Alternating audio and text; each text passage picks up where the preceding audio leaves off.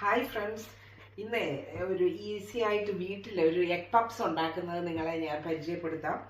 ഞാൻ ഉണ്ടാക്കുന്ന വിധമാണ് ഞാൻ പറയുന്നത്. അതിനുവേണ്ടി കുറച്ച് ഇൻഗ്രീഡിയൻസ് മതി. മെയിനായിട്ട് സവോള വേണം. ഒരു 3 സവോള ഞാൻ അരിഞ്ഞ് വെച്ചിട്ടുണ്ട്. ഇഞ്ചിയും വെളുത്തുള്ളിയും, അതൊരു ചെറിയ പീസ് ഇഞ്ചിയും, ഒരു 5 വെളുത്തുള്ളിയും ചെറുതായിട്ട് അരിഞ്ഞു വെച്ചിട്ടുണ്ട്. 3 പച്ചമുളക് ചെറുതായിട്ട് അരിഞ്ഞു വെച്ചിട്ടുണ്ട്. കുറച്ച് കരിയാപ്പില, ഇത്രയും മതി. അപ്പോൾ അതിനു വേണ്ടി ആദ്യമായിട്ട് ഒരു 6 എഗ്ഗ് നമ്മൾ പുഴുങ്ങിയെടുത്താൽ അതുകൊണ്ട് 12 പപ്സ് ഉണ്ടാക്കാം നമുക്ക്. ആ എഗ്ഗിനകത്തോട്ട് ഞാൻ കുക്കറിലാണ് ഈസിക്ക് വേണ്ടി എഗ്ഗ് പുഴുങ്ങാൻ വെക്കുന്നത്. അതിനകത്തേക്ക് നമുക്കൊരു കുറച്ച് ഉപ്പിട്ട് കൊടുക്കാമേ. ഉപ്പിട്ട് ആ കുക്കർ അടച്ച് ഒരു വിസിൽ വരുമ്പം എഗ്ഗ് റെഡിയായി. അപ്പം നമുക്ക് അത് ഓൺ ചെയ്ത് വെക്കാം. അപ്പോൾ എഗ്ഗ് അവിടെ ഇരിക്കട്ടെ. പിന്നെ നമ്മൾ പാൻ ചൂടാക്കി അതിലേക്ക് നമ്മൾ സവോള വഴലാനുള്ള ഒരു എണ്ണ ഒഴിച്ചു. ഞാൻ ഇതിനു വേണ്ടി വെജിറ്റബിൾ ഓയിലാണ് ഉപയോഗിക്കുന്നത്.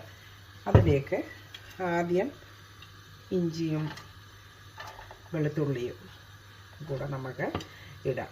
ഒന്ന് വഴന്ന് കഴിയുമ്പോൾ ഒന്ന് പച്ചമണം മാറുമ്പോൾ നമുക്ക് ഇനി ബാക്കിയുള്ള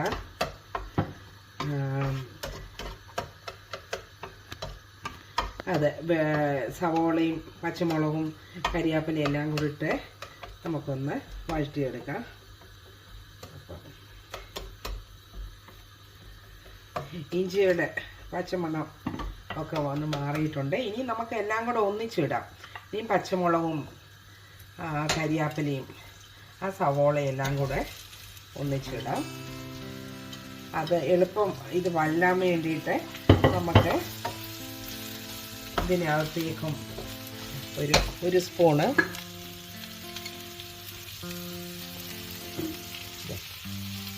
ഉപ്പിട്ട് കൊടുക്കാം നമുക്ക്.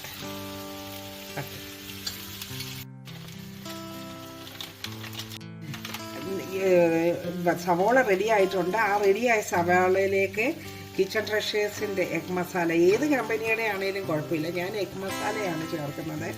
അത് ഒരു 2 സ്പൂണ് എഗ് മസാല ചേർത്തു. ഇനിയും അതിലേക്ക് പെപ്പറാണ്. Pepper 1 spoon pepper. ഒരു കുറച്ചുകൂടെ നമുക്ക് ചേർക്കാം കേട്ടോ. 1½ സ്പൂൺ നമ്മൾ ചേർത്തിട്ടുണ്ട്.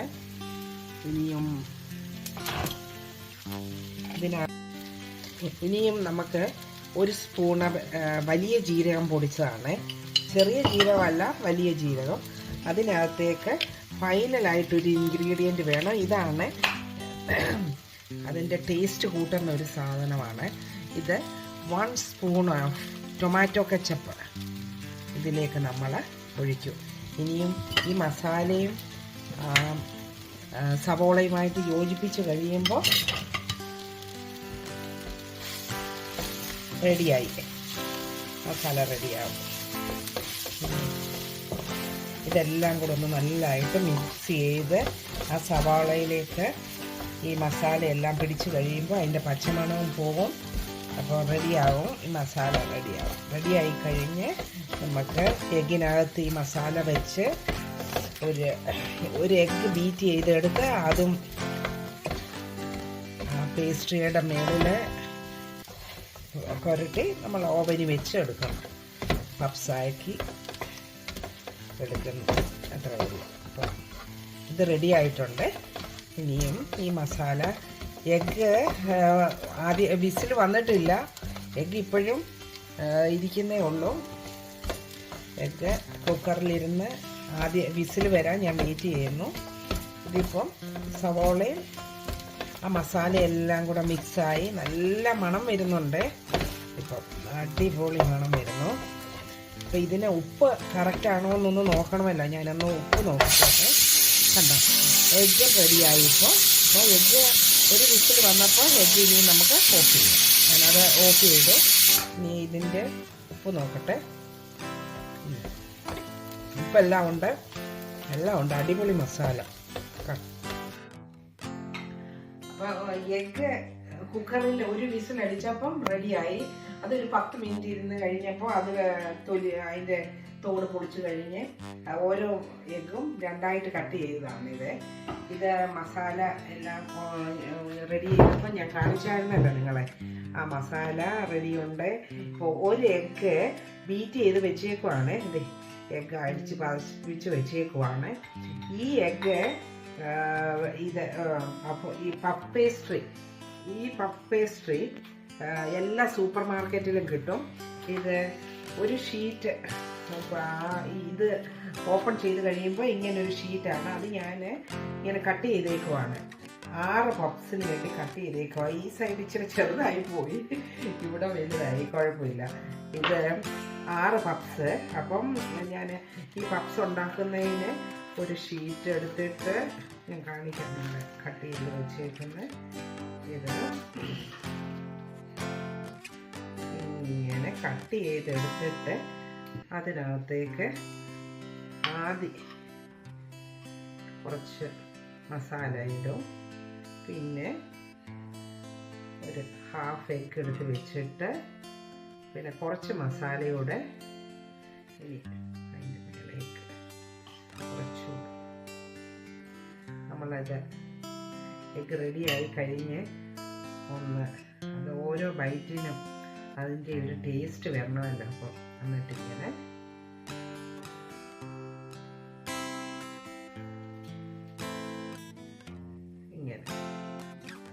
ഇങ്ങനെയാണ് ഞാൻ പപ്സ്. അതെങ്ങനെ വേണേലും നമുക്ക് ചെയ്യാം.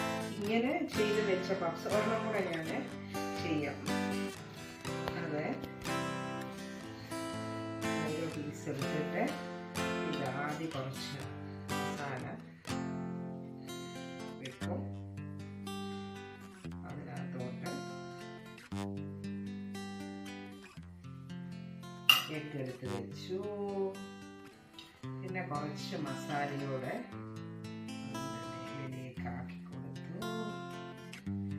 കഴിഞ്ഞിട്ട് ഈ സൈഡ് ഇങ്ങനെ എടുത്ത് വെച്ച് ഇതിങ്ങനെ വെച്ച് ഇതിനെയും ഇങ്ങനെ ഓവൻ ട്രേയിലേക്ക് വെച്ചു. ഇത് ഗ്രീസ് പ്രൂഫ് പേപ്പറാണ്. ഈ പേപ്പറെല്ലാം ഷോപ്പിൽ വാങ്ങാൻ കിട്ടുന്ന. അത് കഴിഞ്ഞിട്ട് നമ്മൾ ബീറ്റ് ചെയ്ത് വെച്ച് എഗ്ഗ് ഒന്ന് ഇതിൻ്റെ പുറത്തേക്ക് നല്ല ക്രിസ്പി ആയിട്ട് വരാൻ വേണ്ടിയാണ് ഇങ്ങനെ ഒന്ന് തൂത്ത് കൊടുക്കണം. എഗ്ഗ് വാഷ് ചെയ്ത് അതിൻ്റെ പുറത്ത് ഇനിയും ബാക്കിയുള്ള എല്ലാ ഷീറ്റും അങ്ങനെ ഒന്ന് ഞാൻ റെഡി ചെയ്തിട്ട് ലാസ്റ്റ് കാണിക്കാമേ. 180 ഡിഗ്രിയിൽ 10 മിനിറ്റ് ഓവൻ ചൂടാക്കിയിട്ടേക്കുവാണ്. അതിലേക്ക് ഈ ട്രേ വെക്കാം. ഇനിയും ഞാൻ ഒരു 25 മിനിറ്റ്സ് വെക്കാൻ പോവാണ്. ടൈമർ ഇടുവാണ്. നമുക്ക് നോക്കാം. 25 to 30 മിനിറ്റ് കൊണ്ട് ഈ എഗ് പപ്സ് റെഡി ആയിരിക്കും. ഓക്കെ, അപ്പം ഇനിയും പപ്സ് റെഡി ആയി കഴിഞ്ഞിട്ട് കാണിക്കാം. അപ്പം നമ്മുടെ പപ്സ് എല്ലാം റെഡി ആയിട്ടുണ്ട്. നല്ല ക്രിസ്പി ആയിട്ട് വന്നിട്ടുണ്ട്. നല്ല ഞാനിതൊന്ന് ടേസ്റ്റ് ചെയ്ത് കാണിക്കാമേ.